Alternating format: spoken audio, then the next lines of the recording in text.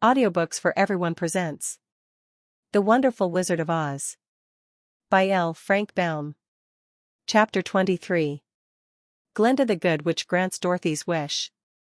Before they went to see Glinda, however, they were taken to a room of the castle, where Dorothy washed her face and combed her hair, and the lion shook the dust out of his mane, and the scarecrow patted himself into his best shape, and the woodman polished his tin and oiled his joints.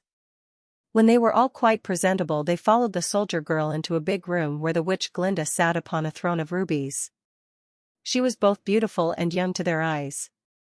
Her hair was a rich red in color and fell in flowing ringlets over her shoulders. Her dress was pure white, but her eyes were blue, and they looked kindly upon the little girl. "What can I do for you, my child?" she asked.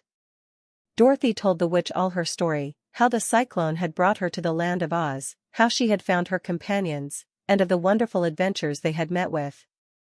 "My greatest wish now," she added, "is to get back to Kansas, for Aunt Em will surely think something dreadful has happened to me, and that will make her put on mourning, and unless the crops are better this year than they were last, I am sure Uncle Henry cannot afford it."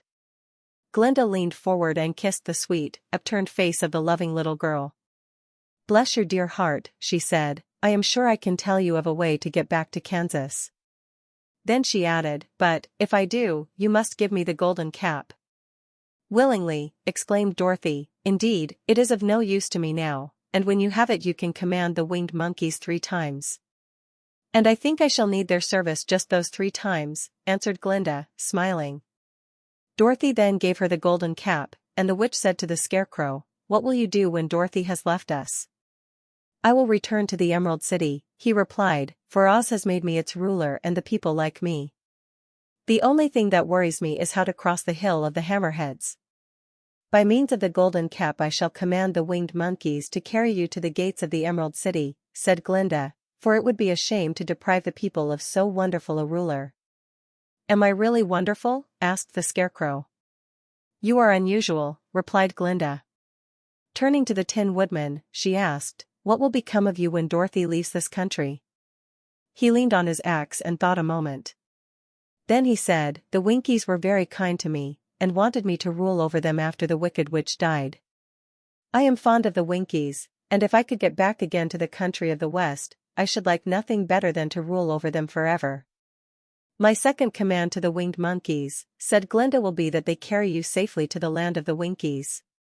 Your brain may not be so large to look at as those of the scarecrow, but you are really brighter than he is, when you are well polished, and I am sure you will rule the Winkies wisely and well." Then the witch looked at the big, shaggy lion and asked, "When Dorothy has returned to her own home, what will become of you?"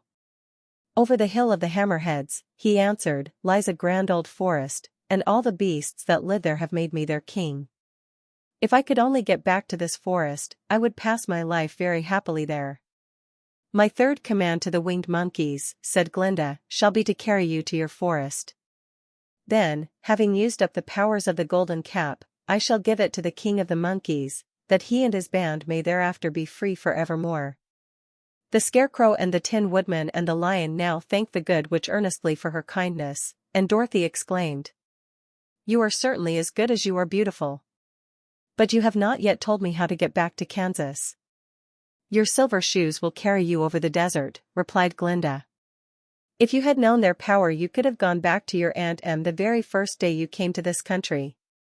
"But then I should not have had my wonderful brains," cried the scarecrow. "I might have passed my whole life in the farmer's cornfield." "And I should not have had my lovely heart," said the Tin Woodman. "I might have stood and rusted in the forest till the end of the world."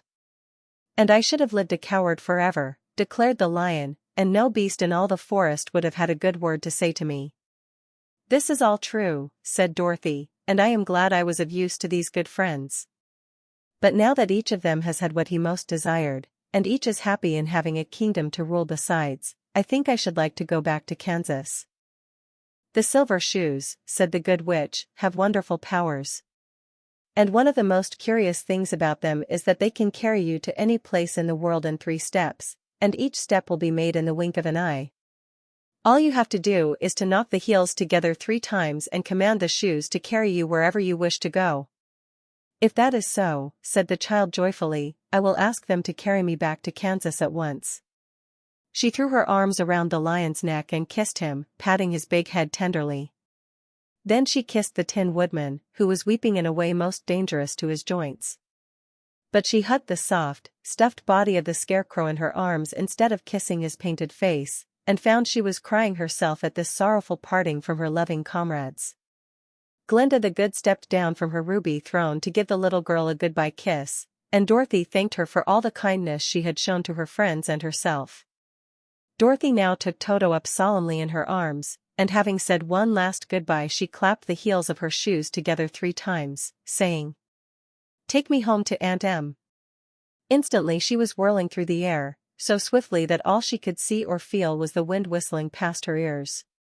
The silver shoes took but 3 steps, and then she stopped so suddenly that she rolled over upon the grass several times before she knew where she was. At length, however, she sat up and looked about her. "Good gracious," she cried. For she was sitting on the broad Kansas prairie, and just before her was the new farmhouse Uncle Henry built after the cyclone had carried away the old one. Uncle Henry was milking the cows in the barnyard, and Toto had jumped out of her arms and was running toward the barn, barking furiously.